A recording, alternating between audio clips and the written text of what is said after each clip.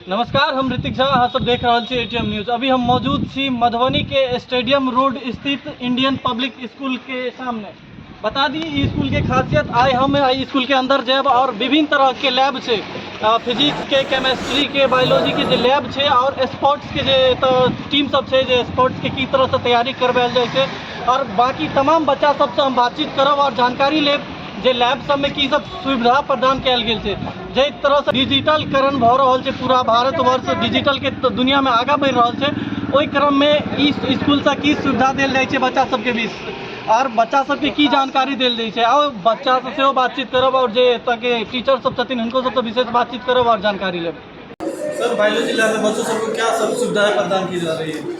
अच्छा, देखिए, हमारे पास जो हमारा लैब है वो बहुत वेल इक्विप्ड लैब है। हमारे पास सारी चीज़ें हैं जो एक बच्चे के ओवरऑल डेवलपमेंट के लिए ज़रूरी होती है। तो जो लैब स्किल्स होते हैं वो हम इनको सिखाते हैं। मतलब जो हमारे थ्योरेटिकल पार्ट में है, जैसे कि मान लीजिए आज का हमारा लैब है, तो आज के लैब में हम क्या कर रहे हैं कि जो हमारा आज का जो हमारा लैब है उसमें हम टेम्पररी माउंट प्रिपेयर कर रहे हैं, to prepare temporary mount of leaf pin, जिससे हम स्टोमाटा को देख सकें। अब थ्योरेटिकल क्लास में मैंने बच्चों को पढ़ाया कि प्लांट जो है गैसियस एक्सचेंज होता है, तो गैसियस एक्सचेंज होता है तो दैट मीन्स गैसेस का एक्सचेंज चल रहा है। वो बाहर से जो हम CO2 दे रहे हैं वो ले रहे हैं, बदले में हमको वो ऑक्सीजन दे रहे हैं। तो कहाँ से दे रहे हैं? तो स्टोमाटा से। तो थ्योरेटिकल क्लास में तो वो पढ़ लिए कि स्टोमाटा कैसे उनको सारा गैसेस एक्सचेंज चल रहा है। अब लेकिन क्या होता है कि जब तक वो एक्सपेरिमेंटली उसको नहीं समझेंगे या एक्सपेरिमेंटली जब तक वो उसको देखेंगे नहीं, तो उनके माइंड में वो चीज़ नहीं आ पाएगी। क्योंकि लैब स्किल का बहुत बड़ा रोल है एक्सपेरिमेंट्स का। जैसे कि जब हम लोग भी पढ़ रहे थे या जब आप भी पढ़ रहे होंगे या जब भी, तो क्या होता है कि जब बच्चे अगर मेडिकल में जाए, इंजीनियरिंग में जाए, रिसर्च फील्ड में जाए,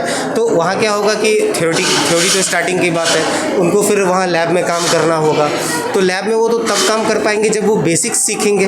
तो बेसिक नॉलेज उनका जितना बेस्ट होगा, इक्विपमेंट्स को वो जितने अच्छे से वो हैंडल कर पाएंगे, उतना ही अच्छा वो सीख पाएंगे और आगे बढ़ सकते हैं। तो हमारा जो लैब है IPS का, हमारे यहाँ सारी चीज़ें अवेलेबल है जो एक बेस्ट लैब में होती है।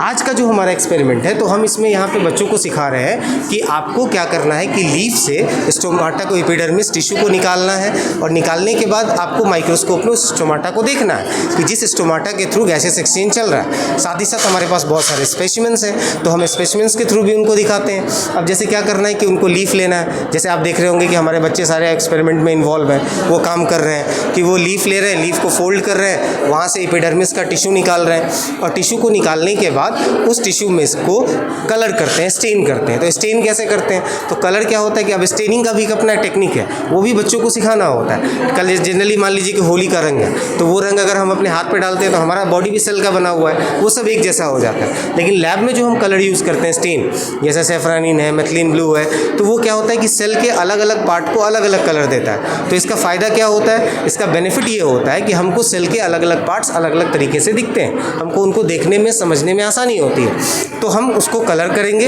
कलर करने के बाद बच्चे उसको ग्लास स्लाइड पे रखते हैं। तो अब वो भी मैं सिखाता हूँ कि किस तरीके से ग्लास स्लाइड को होल्ड करना है, क्योंकि अगर बीच से पकड़ लिया तो थंब का इंप्रेशन आ जाएगा। तो ग्लास स्लाइड को कैसे होल्ड करना है, कवर स्लिप को उसमें कैसे लगाना है, और उसके बाद जो है फिर उनको माइक्रोस्कोप को कैसे हैंडल करना है। माइक्रोस्कोप हैंडल करना भी एक बहुत बड़ा आर्ट है। ऐसा नहीं कि कोई भी माइक्रोस्कोप में कुछ भी दिखे उनको दिख जाएगा। माइक्रोस्कोप को एडजस्टमेंट करना होता है। उस एडजस्टमेंट के बाद उनको क्या करना है कि उनको माइक्रोस्कोप को लगाना है, स्लाइड को लगाना है, उसके बाद वो देखेंगे तो उनको वो स्टोमाटा दिखेगा। तो आज का जो हमारा एक्सपेरिमेंट था, इसमें मैं यही बता रहा हूँ कि किस तरीके से स्टोमाटा को निकालना है, वहाँ से एपिडर्मिस को, स्टोमाटा को देखना है, विजुलाइज करना है। और सारे बच्चे हमारे बहुत ही मेहनत के साथ आज वही चीज़ सीख रहे हैं। और ये चीज़ बहुत ज़रूरी होता है। थ्योरेटिकल हम बहुत नॉलेज देते हैं, लेकिन अगर लैब एक्सपीरियंस बच्चे में नहीं होगा तो थ्योरी जो है वो बहुत काम नहीं कर पाएगा। अपना परिचय दीजिए। My name is Neeraj Kumar, PGT Biology from Indian Public School, Madhubani. I am the chemistry teacher. Also, I am doing the practical. Sir, chemistry class में बच्चों को क्या सुविधाएं दी जाती है अन्य स्कूल की तुलना में? देखिए, हमारे स्कूल में आप इसका इंफ्रास्ट्रक्चर तो पहले ही आप एट ए ग्लांस आप देख ही लिए होंगे। सभी जितने भी एक्टिविटीज़ होते हैं, जब हम थ्योरी पढ़ाते हैं किसी स्टूडेंट्स को, हमारे क्लास में जब स्टूडेंट्स को पढ़ाते हैं थ्योरी, तो उसके बाद उस थ्योरी को और अच्छे ढंग से समझने के लिए हमें ज़रूरत होता है कि उसको प्रैक्टिकली हम उसको दिखलाएं। जैसे कि एक थ्योरी हमारा था पोटेशियम परमैंगनेट का, कि हमारा फर्स्ट चैप्टर ही था कि जब हम किसी मैटर को कंटिन्यूसली डिवाइड करते हैं तो मैटर और स्मॉलर पोर्शंस में बन जाते हैं। और उसके लिए एग्जांपल था कि हम पोटेशियम परमैंगनेट का कुछ क्रिस्टल्स लेते हैं और उसे एक्वस सॉल्यूशन बनाते हैं।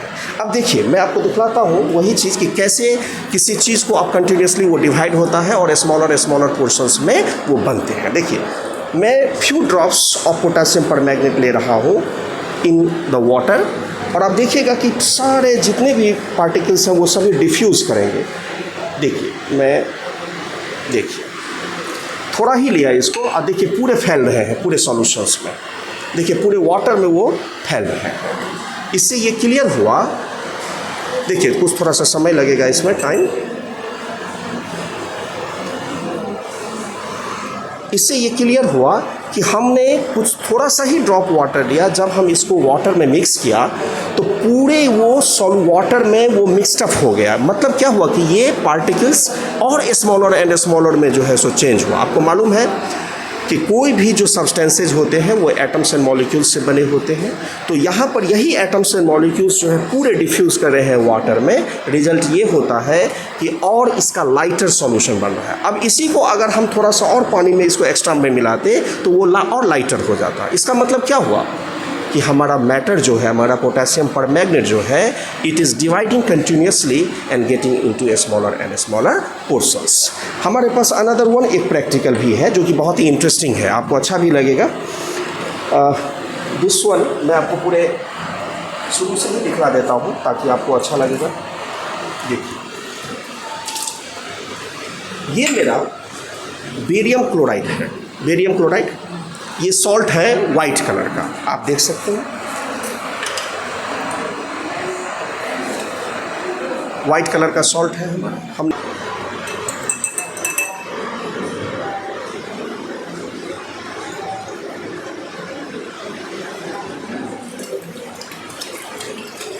ये हमारा है बेरियम क्लोराइड का एक्वस सॉल्यूशन।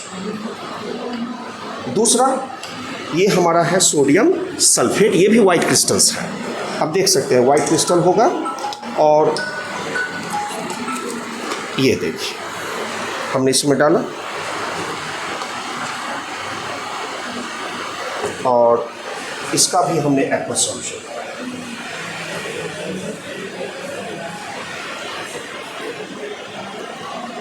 अब समझ लीजिए कि एक मैजिक की तरह है, मैजिक की तरह होगा कि ये दोनों कलरलेस सॉल्यूशन है, दोनों कलरलेस सॉल्यूशन, लेकिन जैसे ही एक दूसरे को हम इसमें मिक्स करेंगे कि पूरे सॉल्यूशन ये वाइट कलर में चेंज हो जाएगा। यही केमिस्ट्री है। देखिए जैसे ही मैं एक दूसरे को मिक्स करूंगा, एक में क्या लिया मैंने, बेरियम क्लोराइड का एक्वस सॉल्यूशन, दूसरा मैंने लिया another one is sodium sulphate का एक्वस सॉल्यूशन, और देखिए इसका रिएक्शन।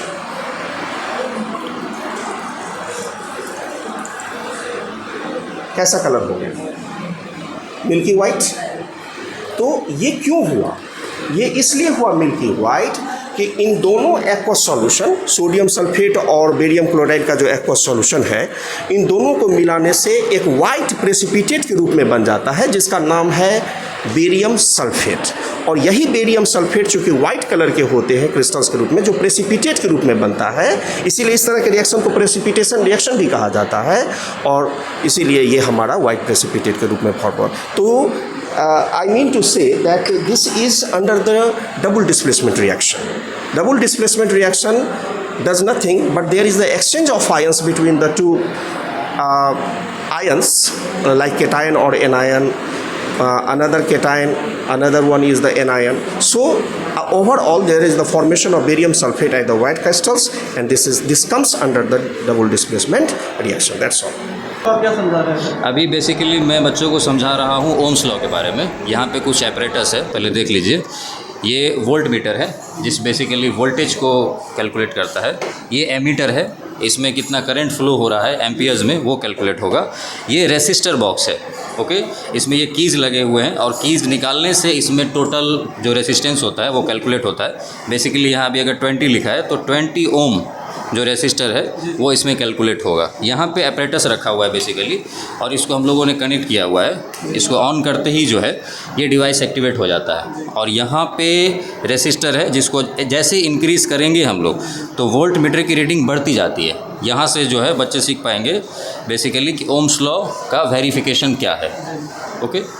और यहाँ पर ये फिजिक्स डिपार्टमेंट में क्या क्या तकनीकी और नया सुविधा दिया जाता है बच्चों को? बेसिकली जो इन लोगों का पढ़ते हैं ये लोग अपने कोर्स सिलेबस में, उसी से रिलेटेड इक्विपमेंट्स है जो आकर के यहाँ पे, जैसे ये लोग पढ़ रहे हैं अभी क्लास 10th में, तो इलेक्ट्रिसिटी चैप्टर में लोग ओम्स लॉ पढ़ रहे होंगे, तो वो बेसिकली आकर के देख सकते हैं और सेटअप बना करके खुद भी वेरीफाई कर सकते हैं। मैडम, आप नर्सरी क्लास टीचर हैं और छोटे छोटे बच्चों को जो है देखने में बहुत परेशानी आती है और पढ़ाने में बहुत परेशानी आती है, क्या क्या कठिनाई का सामना आपको करना पड़ता है? सर, कठिनाई का सामना तो करना पड़ता है क्योंकि छोटे छोटे बच्चे हैं जो जस्ट बॉर्न होने के बाद हमारे स्कूल में आते हैं, नर्सरी में, जो अपने पेरेंट्स से फर्स्ट टाइम दूर होते हैं, तो उन्हें संभालना बहुत मुश्किल होता है। लेकिन हमें as a pre primary teachers हम इतना ध्यान रखते हैं बच्चों का कि बच्चे स्कूल में इंजॉय कर सकें। बच्चे हमारे स्कूल IPS में आकर बच्चे घर नहीं जाना चाहते और ये हमारे लिए सबसे बड़ी चीज़ है। बच्चे अपने टीचर्स को अप्रिशिएट करते हैं, घर जाके ये कहते हैं कि हमें स्कूल जाना है, और जिस दिन स्कूल ऑफ होता है बच्चे हमें ढूंढते हैं, पेरेंट्स के कॉल आते हैं कि आप स्कूल क्यों बंद है मैम, बच्चे आना चाहते हैं। तो हम बच्चों को इस तरह से हैंडल करते हैं, हमारे सारे प्री प्राइमरीज के टीचर्स, कि बच्चे स्कूल को एंजॉय कर सकें, उनके लिए कोई हेक्टिक ना हो, कोई बर्डन ना हो। आपको परिचय? सर, मेरा नाम है Tanisha Mishra, I am the class teacher of nursery. Thank you. मेरा नाम हुआ अश्विनी कुमार और मैं इंडियन पब्लिक स्कूल में health and physical education teacher हूँ।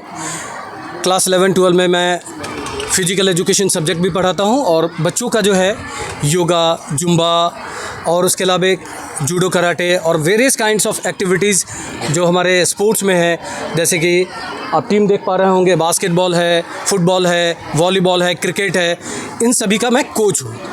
IPS में सर बच्चों के लिए मतलब प्ले के लिए क्या सब सुविधाएं हैं और कौन कौन सा ग्राउंड है यहाँ पर? बिल्कुल, ये आप ऐसे समझ सकते हैं कि हमारे यहाँ वर्ल्ड क्लास की सारी सुविधाएं हैं। यहाँ पढ़ाई के साथ साथ बच्चों को वो मंच दिया जाता है जहाँ से बच्चे अपने आप को निखारने का एक बेहतर जगह ले सकते हैं। यहाँ इन्हें फुटबॉल में, वॉलीबॉल में, क्रिकेट में और अनेक प्रकार के जितने भी गेम हैं, इनमें स्कूल लेवल से हमारा CBSE से CBSE का एक मैच होता है जिसे हम लोग क्लस्टर मैच बोलते हैं। तो क्लस्टर मैच के द्वारा ये बच्चे बिहार और झारखंड के अनेक स्कूल में जाते हैं। वहाँ जब इनका सिलेक्शन होता है तो जोनल लेवल के लिए जाते हैं और फिर ये नेशनल लेवल के लिए क्वालिफाई करते हैं।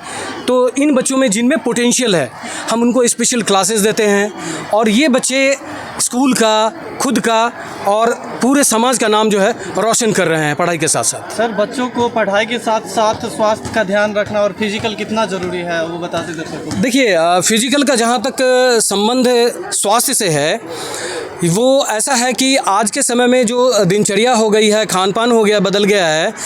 लोगों का काम पहले ही जैसा है लेकिन खान पान जो है बिल्कुल वैसे ही है। तो ऐसे समय में एक्सरसाइज और योगा ये एक बच्चों के लिए इतना इम्पॉर्टेंट हो गया है कि अगर इसके बिना अगर हम इसके संपूर्ण व्यक्तित्व की विकास की अगर कल्पना करते हैं तो वो अछूता रह जाएगा।